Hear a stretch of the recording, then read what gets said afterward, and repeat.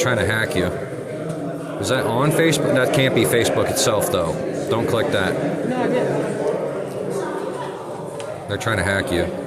Don't fall for it. Report that. Report that. As a phishing attempt, fraud, whatever.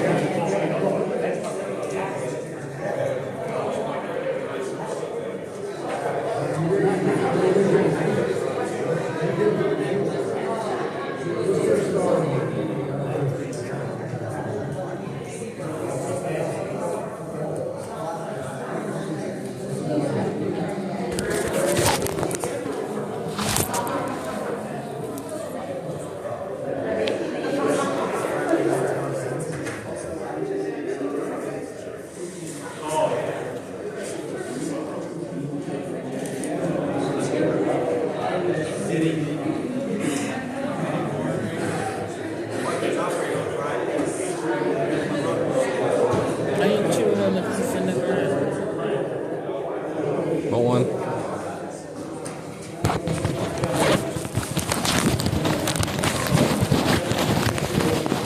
Just don't be fooled by the wrapper. It's fine. It's been in my pocket a minute anyway, Dell. It's clean and fine.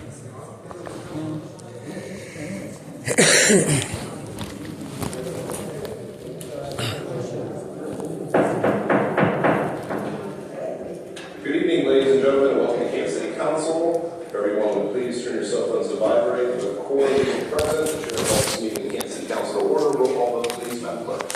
Muriel. Aye. Babcock. Here. Geovasis. Here. Crystal Smith. Here.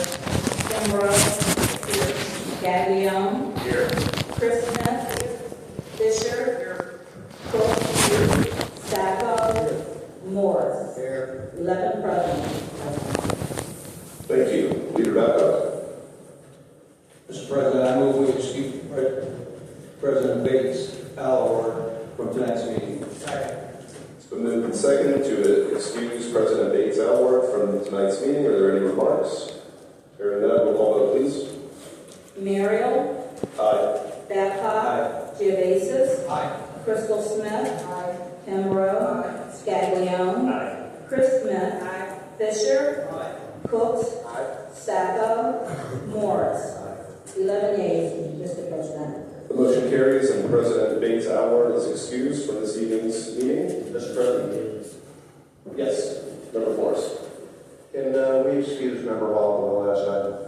Absolutely. Leader? Mr. President, I move we excuse Member Hawk from tonight's meeting. Second. So moved and second to excuse Member Hall from tonight's meeting. Are there any remarks? Hearing none, roll call vote, please. Merrill, Aye. Babcock, Aye. Geovasis, Aye. Crystal Smith, Kimbrough, Aye. Scaglione, Aye. Chris Smith, Fisher, Cooks, Sacco, Morris. 11 Two yeas. yeas, one nay, Mr. President. Mr. Hawk would have loved that. The motion carries and Member Hawk is excused from tonight's meeting. Mr. President, point of order. Yes. We also do a moment of silence for Member Hawk prior to the meeting starting. Actually, I was going to do that for my invocation, so that'll be all right for you. Okay. So tonight's invocation will be given by myself. So as many of you know, Member Hawk, Ward 1 councilman, passed away. I've been on council for 12 years, and when I got on, he was a huge mentor, helped me learn a lot. I know that everybody here has probably experienced that. I went to see him in the hospital, and he wanted to talk about city stuff. And it just is a testament to his commitment and his love of the city. He made a huge impact, and this council will not be the same without him. With his impact to the city, I will also say that as much as he lit up talking about the city, he lit up talking even more about his grandson. And it was always a nice time to be able to talk about my kids and hear about his grandson. He was very proud of his family, very proud of his daughter and his grandson. And I know that they are hurting right now. We should keep them in our thoughts and prayers. And with all that being said, I'd like to have a moment of silence to remember our good friend and Ward 1 Councilman Greg Hawk.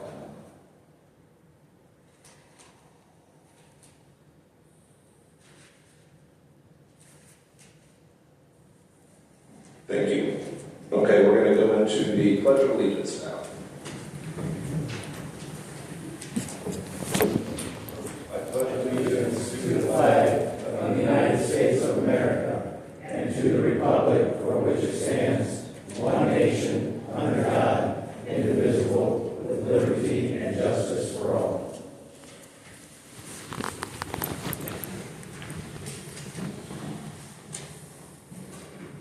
We are now under agenda corrections and changes.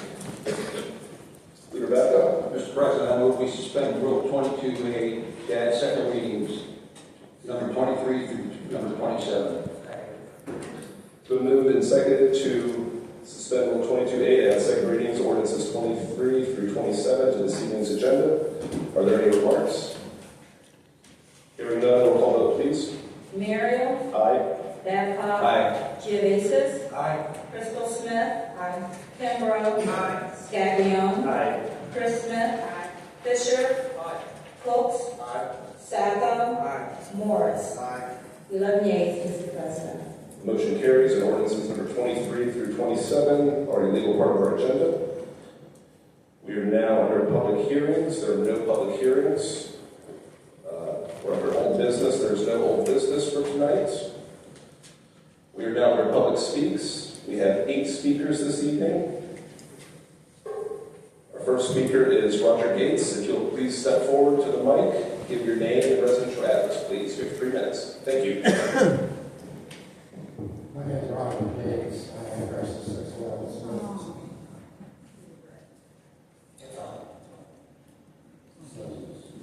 Maybe till it's towards you, maybe. My name is Roger Gates. My address is 611 Smith Avenue, Northwest, Canton, Ohio. Hold on a moment. We're having a little technical difficulties. 1 second. But you can take a look at that.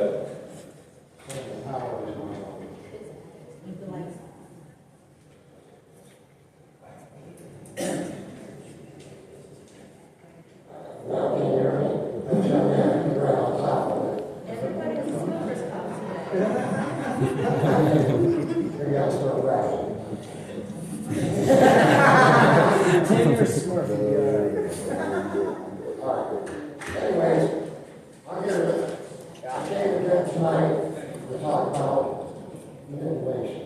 And information is toxic in any relationship, any way we look at it. How you deal with it is where the respect and everything comes in. The way that you deal with it is through the laws, the rules, and everything else. We have been dished the rules, we have been dished the laws. We are trying to use them to communicate with you because we still have those rights to be able to do just such. Now, we're getting resistance from it, and that's fine, but we really have the right to be heard. Which brings me to my second point. I looked at the census for 2025. You all realize that we're almost at a 16% deficit for 2025 of people leaving the county. How much of that is going to be right here in Canton, Ohio? You guys are talking about raising rates and stuff. Next year, are we going to have raises because there's 15% left Stark County again? Are we going to experience more? You're driving us out of the city. We can't afford to live in the city anymore. It's getting ridiculous. Now, you speak of spending all these billions of dollars instead of investing into the community, and one of our major people on this board here, okay, I'll put it to you that way, I'm not calling anybody else, said he was happy when the Ninth Street steel plant closed down. That's still jobs for here in Canton. Creates a tax rate. If we don't have the people here, then we don't have nothing here. What are we going to do? We're going to survive on the service-oriented industry? Is that what we're going to do? Because it's not going to work because we have to manufacture something. At least when I work in the economics class. So my problem is that I came here at the time and I told you that we were coming here to try to help. The solutions that I'm giving you are right here in this. Start paying some attention to the community. The elderly can't just pick up and move like many of these young people can that are exiting Stark County. There's no pensions anymore, so a lot of the elderly does not have money to be able to do that. Many of the things that are being voted on, most of the people don't even know what's going on. The committee meetings are not online. They're not anything about the committee meeting. According to the law, it's supposed to be there. We have folks that we give the information to that work until 7, 8 o'clock at night and they go home. They're elderly. And they hang on everything that needs to put out there for them to have an understanding of what's going on in front of you folks. We do it every week. We talk to people. We're in the community. The community out here, they're scared. You guys need to help them. Thank you, Mr. Gates. Next up, we have Daniel Gates. You come to the microphone, give your name and address. Thank you. You have 3 minutes.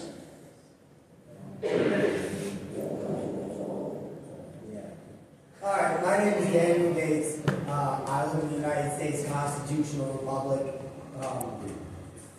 I'm a firm believer in giving credit where credit is due. So whoever is responsible for taking off those gang emblems off the new cruisers, I applaud you. Thank you. It's gone. Now let's work on getting an American flag on that cruiser. Yes. That's something that we can stand by. We're not anti-police.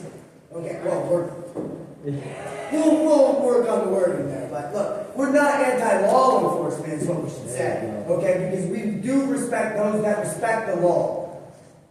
Amen. There you go. Anyone who violates the law should not have any immunity. It states it in the Ohio Constitution already. Well, the old one. The old one. I don't know why it was ever revised. So they were telling us far before it was revised, did not have that. So, the coalition to end the immunity, that's definitely something that I believe the city council should stand by if you do not feel threatened by your police force being, A+. If they're not A+, then I can see why you'd be worried about ending qualified immunity. We saw what happened over in Akron. They're using qualified immunity for an accident that he did while not following protocol. That's not immunity. That's not what that was used for. As for if a child got shot in the line of duty while he was trying to arrest a robber, that's what the immunity was for something that was because this man right here was doing a crime, I had to do this in the line. Okay? Not because this guy over here. It's not how that works. They can't just, otherwise you are encouraging the law enforcement. like Madam President, sicking the police on me to do something that they do not want to do, but they know that their job, their livelihood, and their money is at jeopardy. That is a problem. You're now encouraging officers to break the law. You're giving them a way to do it. And we all know that there's been bad cops from the beginning of policing. To be honest with you, policing goes back to the slave days when they were going after slaves. The sheriffs had the jurisdiction over doing law enforcement. The slave drivers had the authority over policing. That's why we say we do not agree with police. We agree with law enforcement. I don't want to have to call the sheriff down here. They don't like me. They call them down here. But whoever did that, I greatly appreciate that. We say no to gangs in Canton. Bottom line, whether it be the police gangs or the street gangs. We don't need no gangs around here. It only creates more problems. It drives up your populace, which is already decreasing because of the raise and everything. Daniel Patria Mises, Gates for Ward 1. Thank you. Next up, we have Justin Nicely. Because of the microphone, give your name and address, you have 3 minutes. First, I want to say condolences to the family of Mr. Hawk and with one. My name is Justin Nicely, single father, community advocate. I stay in Madison, Ohio. I'm here today to publicly call out our safety director, Andrea Perry, our chief of police, John Gabbard, law director, Jason Reese, internal affairs officer, Shackles, prosecutor, Katie Gilbert, bailiff Jack Jones, bailiff Lindsey Trent, bailiff Dan Yeager, bailiff Butterfield, many Canton City police officers, all being guilty against crimes against the public, records destruction, evidence tampering, conspiracy to charge, and violations under U.S. Code, Title 18, 241, 242. Now, the packet I give you, which you have in front of you, is the 911 dispatch from October 23rd, 2023, when myself and Donna Fosnight of Ohio Rising, as Candace, a child adolescent behavioral health, came here to set an appointment with Andrea Perry. Andrea Perry decided to call 911 claiming my name is Kevin Mullally and creating a disturbance and had us ambushed by 8 officers, except the footage that I have and my caseworkers are going to say otherwise.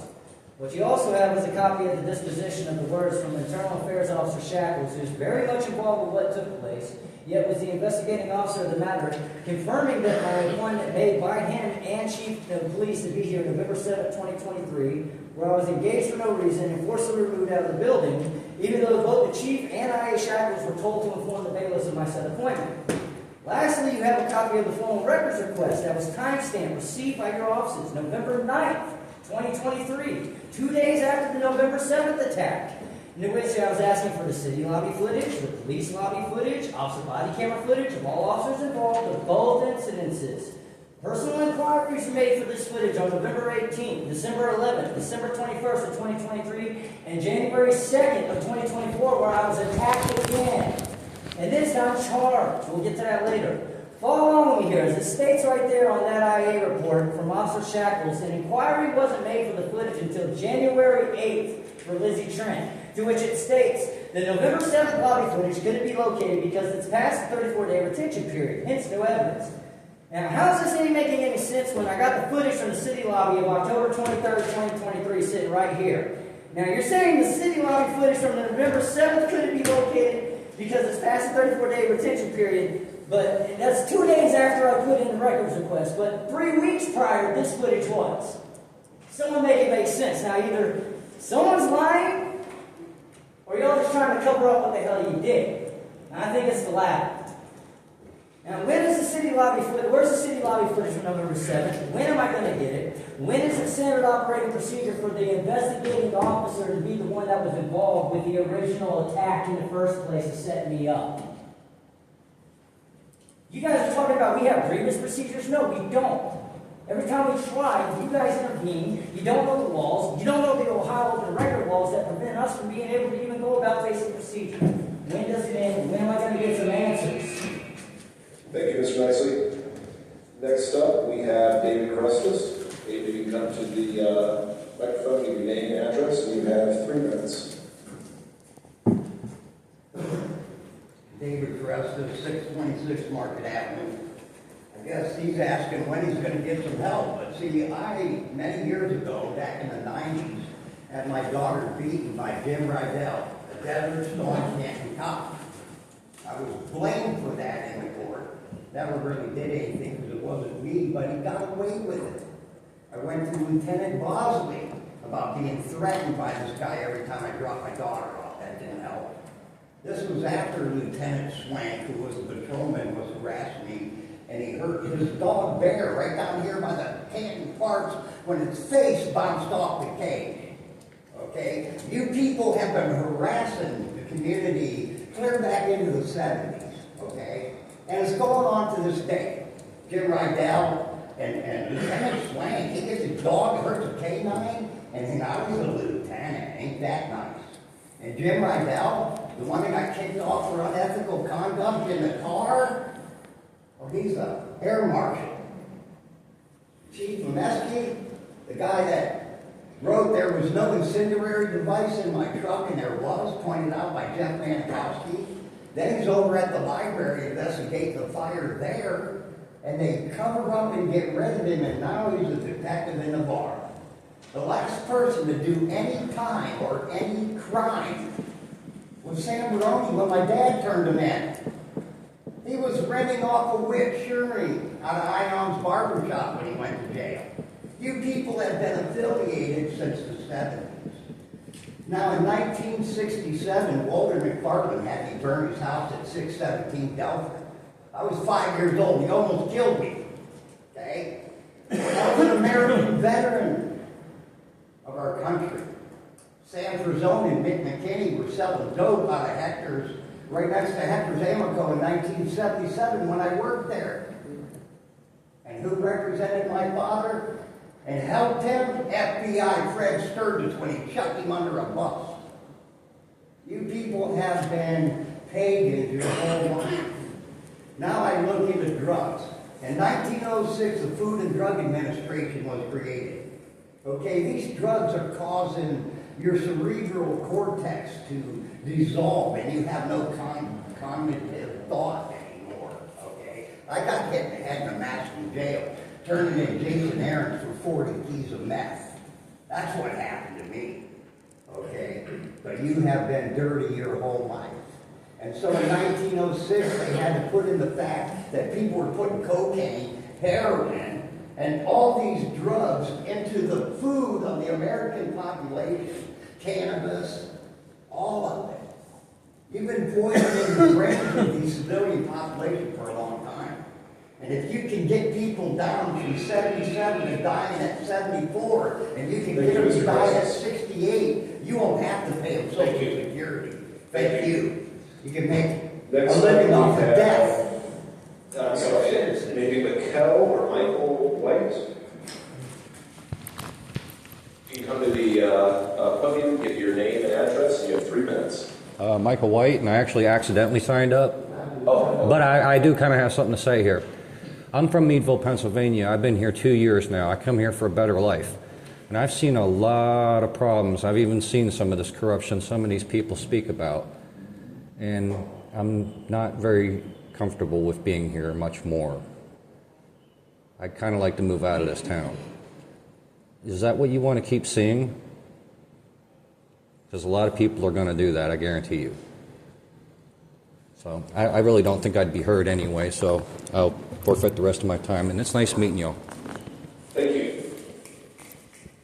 Next up, we have Karen? Haley? I'm pretty sure. Did you accidentally sign that paper? I probably did, yeah. Never mind. Nothing to say? No. You're good? Okay. All Take right. this time. We'll move on to number 7. We have Kim Bell. Oh, Kim. no. I'm sorry, ma'am. Kim, you come to the podium? Did they accidentally skip you? Was it you they were talking about? Yeah, she couldn't. She accidentally got skipped. No, she couldn't sign it. Oh, never mind. Kimberly Bell, 1733 Morris Avenue. I'm going to send this around with a couple of pictures.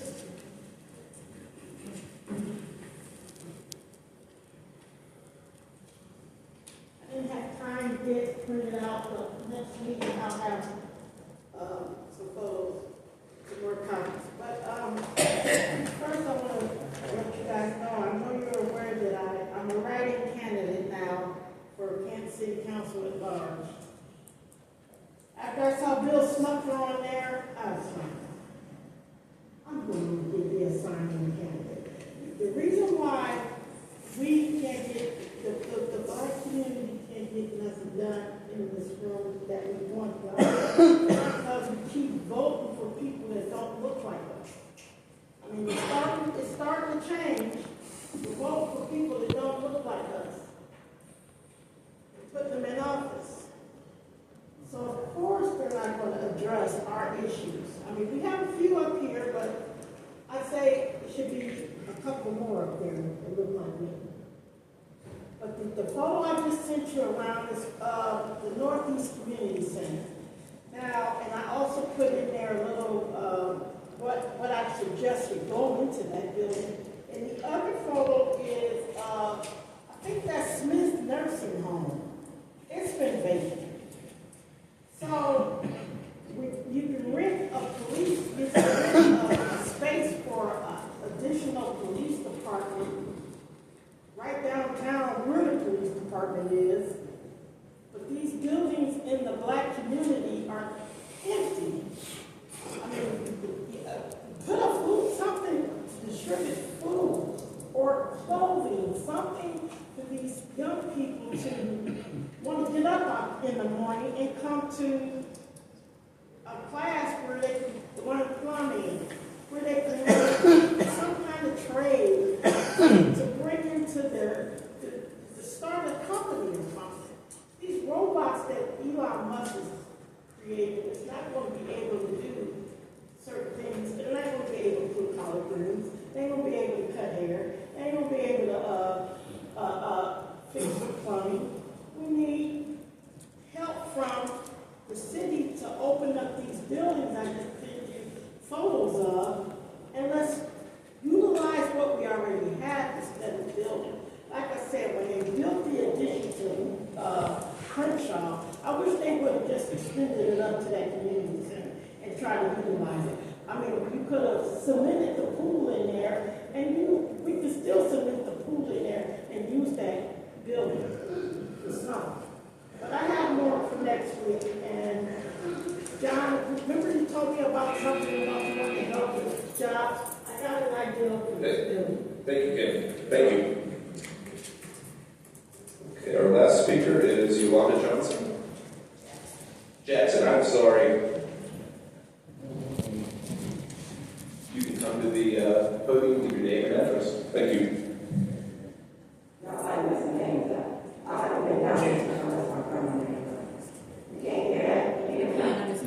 It's going to be better without the microphone. Yeah. Sounds like you got a back full. This is a lot for me because the last time I came down here, you messed my grandma's name up. I just walked up here, you messed my name up. My name is Yolanda. I've been coming here for years. This ain't the first time. You might know me as Little Leader, but tonight I'm being a hoe. I'm giving you Yolanda. My name is Yolanda Jackson. I stay at 1105 Baker Street, Southeast Canton, Ohio. First, I want to start off with a quote. When you see something that is not right, not fair, not just, you have to speak up. You have to say something. You have to do something. That's John Lewis. This is our last Monday for City Council. To celebrate Black History. I'm just here to tell you about some of our history that we've had. I want to tell you, too, I want to say thank you for listening to us. Even though you might not have came to those tables to work with us, we noticed that you're doing de-escalating training. We noticed that one of those officers got fired. And we also noticed that there's more police training involved. And guess what? Officer Sharp's back in the community. Yeah. We seen him that day y'all had We Believe in Canton. The very first one y'all had, y'all made sure Officer Lamar Sharp was out there. And I want to tell y'all thank you. That means a lot. So I know you listening. I know you just might want to sit at those tables with us, but I know you hear it. And I know there's relevancies over the summer kind of held you off, but I've never seen no revolution ever be quiet. So it has to have some kind of disturbance to get your attention. Thank you. You're welcome. Thank you. Andrea Perry, I want to tell you this. I salute you, sis. You're the first Black woman to sit in your position that you're sitting in for the city of Canton. I know it's hard. As a black woman, just without having that title, it's hard for me to live. I appreciate the things that you did. You listening, you working with us, doing what you needed to do. I appreciate you, Ms. Berry. And I think you need to hear that. From another black woman to another one, we appreciate you, sis. All right, next agenda. Coming down here to the community review board, we didn't have one in December. They can't have one because they can't work quorum. This is our community review board about the policing. I've been to both of them. There's not enough people to even have the meetings. So if you guys have to change the seats or ask other recommendations, we got to do something. Now, I've been quiet for a reason. It's part of building and learning. I don't want to tell everything I'm the exact one, but I'm not. Another subject is I want to know how is these people getting dollar buildings? I've seen Start Fresh, Start Mark, and also Ohio Deli get buildings, properties downtown for $1. I want to know how you're doing that. I have documentation going to your county commissioners saying that the land bank is not available for us. I can do my own work. I don't need y'all help. I need to know how to get to some of these properties that people are getting for $1. Because what you want, 100 pennies, 10 dimes, 4 quarters, 20 nickels? I got it all. What's that? That's all I'm asking for.